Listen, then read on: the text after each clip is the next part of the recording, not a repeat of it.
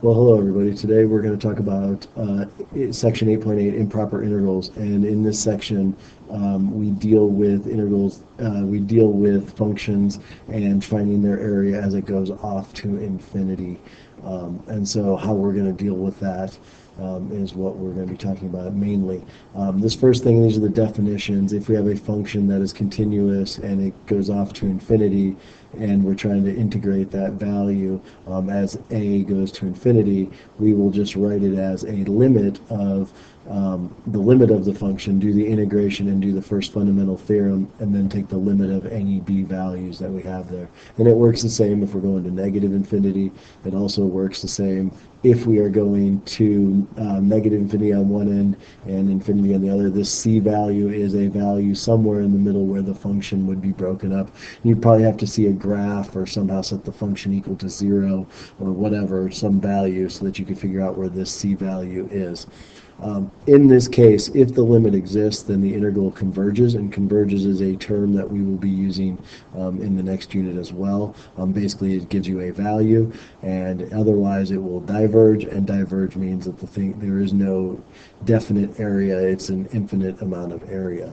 And so let's kind of talk about these examples here. I've got an example from 4 to 5, and if you look at my graph here, 4 is infinite and 5 is right here, so we're looking at this area. And so if we were going to take the area, if we were going to try to find the area from 4 to 5, you would see that I'd have an infinite amount of area down, and we can figure out if this converges. And we'll start out with saying that the limit as b goes up, well, we would go ahead and just solve this one as a normal integration. Since we have a value of 4 and 5, we would do our u substitution, x minus 4 du is equal to dx. And with that, then I would substitute in 4 to 5, and actually doing my u substitution on this, I won't substitute in 4 and 5. If x is 4, then the bottom value is 0, and the upper value becomes 1 if it's 5. So doing a u substitution, we have u to the negative 3 du. And then with that being said, I can go ahead and integrate this, which gives me negative 1 over 2u squared from 0 to 1. Well, substituting in 1, I get a negative 1/2. I get a negative 1/2, and then I'm subtracting away, putting in 0 into this function, I get something undefined. So in this case, we cannot actually find the area of this one. This is a divergent area, and so there would be no area to be found. But in an infinite way, if we were going from 5 to infinity, so starting at the other spot and working our way out, and you can see that this function diverges, and it's going to get, or converges and goes to a value, then I should be able to get a value for this. But following our rules from before, we're going to go the limit as b approaches infinity from 5 to b of this function, and I would go with my u substitution of u to the negative 3 du. And so integrating this, just like we did before, it's the same integrations, but I'm going to leave my limit as b goes to infinity.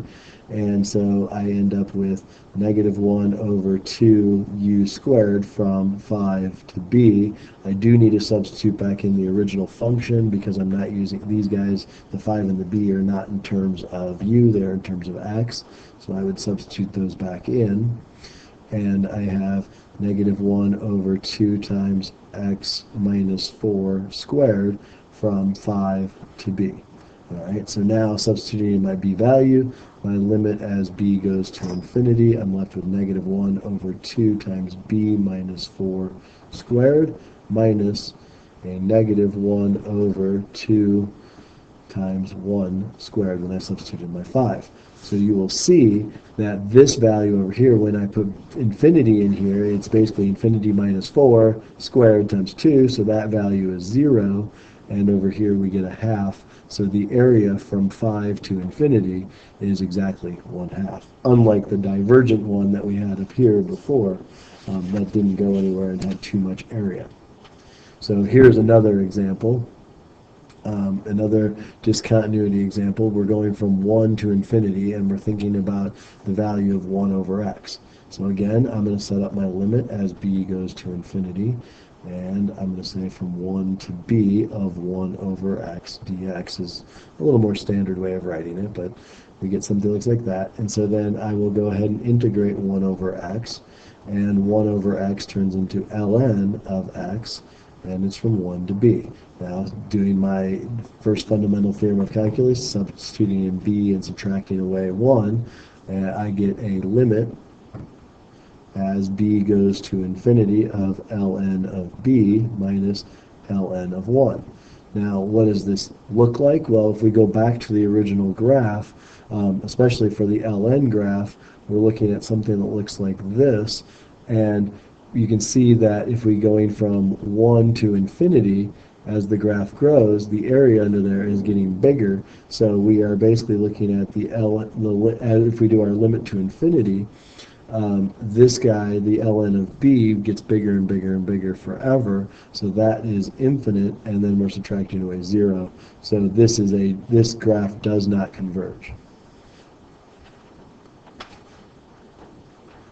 Or it's divergent is what we're talking about. It just doesn't have an area that we can actually find the area of.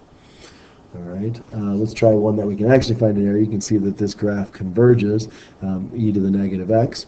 So we will do the same process we just did. We will take the limit as b goes to infinity from 0 to b of e to the negative x dx. If we integrate this, we end up with the limit as b goes to infinity of negative e to the negative x from 0 to b.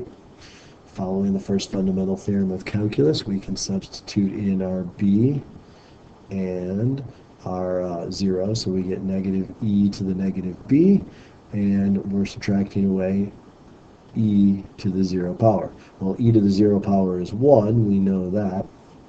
And on the other side of this, if I put infinity in for b, you can see that as this graph goes for e to the negative x, as b gets bigger and bigger and bigger and bigger, as the x value gets bigger, this thing gets closer and closer to 0. So that value would be 0, and therefore the area of this is 1. All right. Moving along then, we will try this example. And so, same idea. If you think about what 2x plus 1 looks like, it's kind of a graph that does something like this. It's going to be, and then so you're looking at, we're going from 0 to 1, so we're talking about this area over here.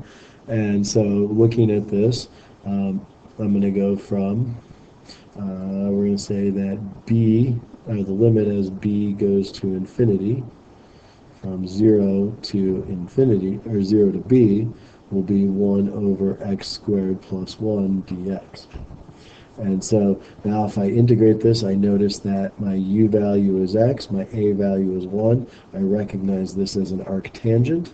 And so what I end up with is the fact that I will have an arctangent of this, and I'll be taking the limit of the arctangent. And so we end up with arctangent of x from 0 to b. Well, it's following my first fundamental theorem of calculus. I get the limit as b goes to infinity of the arctangent of b minus the arctangent of 0. Well, arctangent of 0 is 0, and arctangent of b, if b gets bigger and bigger and bigger, what ends up happening is this value approaches pi over 2. And so that is the area that we are looking for this function. All right, moving along. In this case, somehow my function got pushed off the page here, but we will pull it back. This time, if you look, this is kind of a graph of that function, and I graphed e to the negative x just to talk about it later. But down here, this is what we're looking for, and so I see this as two functions that are unrelated to one another, and so I'm going to treat this as a integration by parts. So I'm going to make u 1 minus x, and dv will be e to the negative x. And so then du, oops, I forgot my dx there, du is negative dx, and over here v comes out to be negative e to the negative x. All right, so substituting this into my ultraviolet voodoo, I end up with a limit as b goes to infinity of u times v, which will give me negative e to the negative x times 1 minus x. Subtract away, and this time we're going from 1 to b of v du, which turns this into e to the negative x dx. And so as we do this, we will simplify this as best we can. Our limit as b goes to infinity. Over here, I'm going to distribute this and get negative e to the negative x plus x e to the negative x. And over here, when I integrate this, I get negative e to the negative x, but that negative turns into this, and I'm going from 1 to b. Well, you'll notice that these two values will subtract out, and if I then take my limit as b goes to infinity, and before I take my limit of e to the negative x, I've got to do my first fundamental theorem of calculus, which says substitute in b, and so my limit as b goes to infinity of this will give me b e to the negative b, and then I'm going to subtract away basically e to the negative 1. And so with that happening here, this e to the negative 1 is basically saying 1 over e, which is a value, and then this thing right here, because when I take my limit as b goes to infinity of this value, it's a number. Right here, I get infinity times infinity, basically, or infinity times 0, which breaks all the rules that we have here. So I'm going to go ahead and do L'Hopital's rule on this in terms of b. And L'Hopital's rule says, remember, take the derivative of the top function. And so my limit as b goes to infinity, I get 1 when I take the derivative of the top. When I take the derivative of the bottom, I get this, same thing I've been getting, and I still have the 1 over e. Well, now, having L'Hopital's rule, now that I have a value on the top and take this thing to infinity, I know that it goes to 0. So when that goes to 0, this is a constant, so my final answer for my area is negative 1 over e. All right, and that's the area that we're looking for. All right, let's try another one. ln of x, this time from 0 to e. Now, e is my endpoint in this one, and 0 is my infinite part. So I'm going to go ahead and set this up as I do a limit on this to 0. All right, so when I set this up, but that's going to be the infinite part of 0. So I'm going to say the limit as a goes to 0 from a goes to 0 from the right-hand side of this. I'm going to have a to e of ln of x dx. Now you remember that this takes an integration by parts, that u is ln of x and dv is dx. So then du is 1 over x dx and v is x. So substituting these into my integration, my limit as a goes to 0 from the right-hand side, I'm going to get v times u is x ln of x minus the integration from a to e of v du, which is x times 1 over x dx. Well, that simplifies out to be just dx. And so now I have a limit as a approaches 0 from the right-hand side of x ln of x minus a to e of dx. Which then, you probably already knew this one because we've done this one a few other times before. The limit as a goes to 0 of basically x ln of x minus x from a to e. That was supposed to be an e up there, sorry. And so now substituting in my values that I'm going to take the limit of, my limit as a goes to 0 from the right-hand side is going to be e ln e minus e, and then we're going to subtract away a ln a minus a.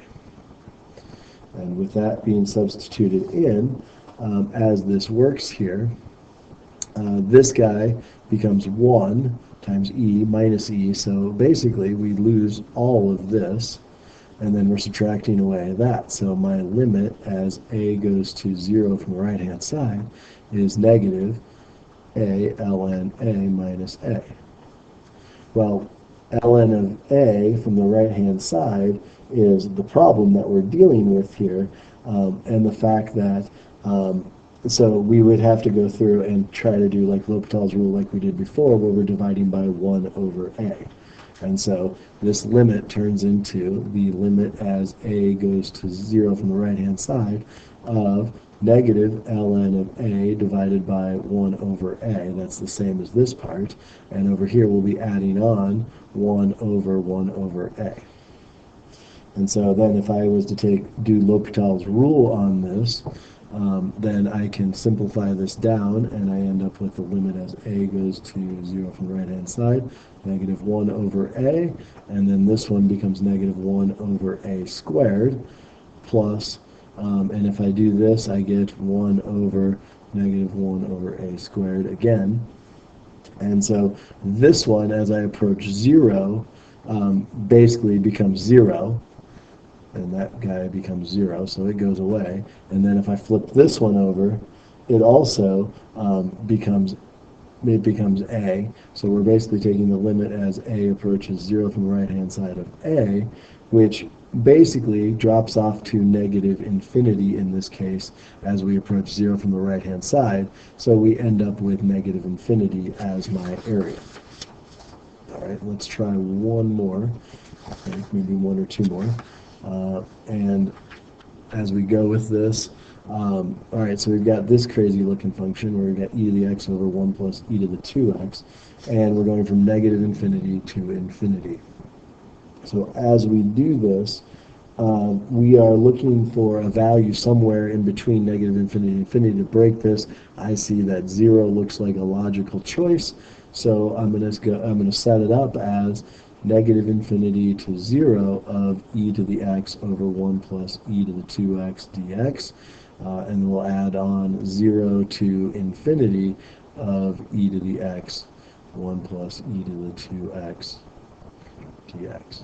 Right, so that's my setup, and with this I could then shortcut, I could do my limit as a goes to negative infinity from a to 0. And the good news is, since these functions are the same, we won't have to work that hard. We'll only have to do it once, and the limit as b approaches infinity. We will only have to do the integration of this once, because it's the same thing twice. So that's the nice thing about this. It's just still our limits. We have to do the limits twice. All right, so then when I do this, I notice that if I make u e to the x, and then du turns into e to the x dx, which basically gives me a function, and if I rewrote this, and I will, you'll see that it looks like it's going to be an arctangent if I substitute in my u's. This guy is du, and it's 1 plus u squared, and same thing happens over here. Limit as b goes to infinity from 0 to b of du divided by 1 plus u squared. So you can see that this is going to be an arctangent in terms of u, and u is e to the x, and a is 1. So I can see that I've got two arctangents, so really the outcome of this is a limit as a goes to negative infinity of an arctangent of e to the x from a to 0, and on the other side I've got a limit as b goes to infinity of an arctangent of e to the x from 0 to b. Doing my fundamental theorem of calculus, before I take my limits, I end up with arctangent of e to the 0 minus arctangent of e to the a, plus the limit as b goes to infinity of the arctangent of e to the b minus arctangent of e to the 0. Well, e to the 0 power, remember, is 1. So basically what we're looking at, I'm looking at finding these values. So the arctangent of e to the 0 is 1, so arctangent of 1, if I remember correctly, and I believe I do, this guy is pi over 4, and then over here, e to the a, and if we're doing e to the x, e to the a goes off goes off way off, and since we're subtracting this, this guy gets really, really big, and so that means that we're going to get, and we're going to negative infinity, so this is negative e to the a, so negative e to the x, remember, is this, and it approaches 0, so this guy is going to be 0 there. On the other side, e to the b, as we go off to infinity, remember that guy was pi over 2, and then this guy, e to the 0, we just talked about, was negative pi over 4. All right, so it looks like when I calculate this and I do my limits and all this stuff, this limit should be gone, I end up with pi over 2 for my area. All right, and then on this one, this is just kind of a theorem that will help you along. If you get a function like from 1 to infinity of 1 over e to the p, basically this value right here will tell us where it converges, tell us what value it converges to, and if p is greater than 1, then the function diverges. All right, but if p is less than 1, that will give us where it's going, or not equal to 1, it will, if it's equal to 1, it will converge. If it's not equal to 1 or greater than 1, it will diverge. So this next example is talking about Gabriel's horn again, which we talked about before, and we're going to go ahead and actually I'm going to bump onto the next page because I like the picture better. This one we're going to find the volume of this, and so the volume, if you remember, is basically pi times the radius squared, but we're going to go from 1 to infinity here, and it's going to be 1 over x squared dx would be my setup of this, and it's minus 0 because that's our upper minus our lower and all that jazz. But if I simplify this, I have pi from 1 to infinity of 1 over x squared dx. Well, if I want to get rid of this infinite number here, I got my limit as b goes to infinity. I'm going to put the pi out front, and I'm going to go integrating from 1 to b of 1 over x squared dx. And so then if I simplify this, I should get pi times the limit of b goes to infinity, should give me negative 1 over x from 1 to b. Well, substituting in these values, pi, and we have our limit as b goes to infinity of negative 1 over b, and then we're going to subtract away 1 over 1. Well, with that all being said and done here, when I take my limit to infinity, this 1 over b value goes to 0, and so I'm left with 1 times pi, so the area itself, the volume itself is pi. All right, and so then, here's another one. This one, going from 0 to 1, is the same idea as what we were talking about before, and you may notice that since this guy, that if we remember from before, we could go through and do all the work, and we'll do it in just a second, but we said that if we're dealing with an integral and it's 1 over x to the p value, and this one is 1/3, then it will diverge to 1 over, I think it was p minus 1. Let's go back to it real quick. Yep, it was p minus 1, 1 over p minus 1. And so if I was to substitute in 1/3 here, this thing should converge to 1 over 1/3 minus 1, which is the same as 1 over 2/3. And being that the case, then I end up with this going to 3/2. And it might be a negative 3/2. I'll just check that in just a second here. But I think it's just been mean that there would be more below the curve than above the x-axis. All right, so let's go ahead and do this with our limit. So our limit and it's 0 is our problem, so we're going to say a approaches 0 from the right-hand side of so a to 1 of x to the negative 1/3 dx. So if I integrate this thing, I get the limit as a goes to 0 from the right-hand side of x to the 2/3 divided by 2/3 from a to 1. Well, that turns into 3 halves. Our limit as a goes to 0 from the right-hand side turns into 3 halves times x to the 2/3 from a to 1. And so, how does that work out for us? Well, a limit as a goes to 0 from the right-hand side, we got 3 halves, and then we're going to put in 1, so that gives us 1 to the 2/3 minus a to the 2/3. And if I put in 0 from the right-hand side, that value shoots off to 0.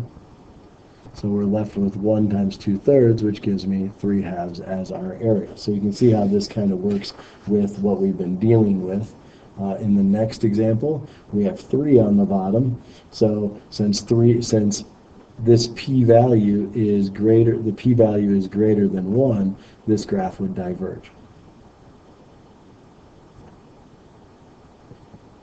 All right, and so that's kind of the way we're looking at these guys. And the next one too, it doesn't really matter if we're doing double and stuff like that, but this is the way it goes. So I'm gonna let you guys work on these, and I will talk to you guys when I get back.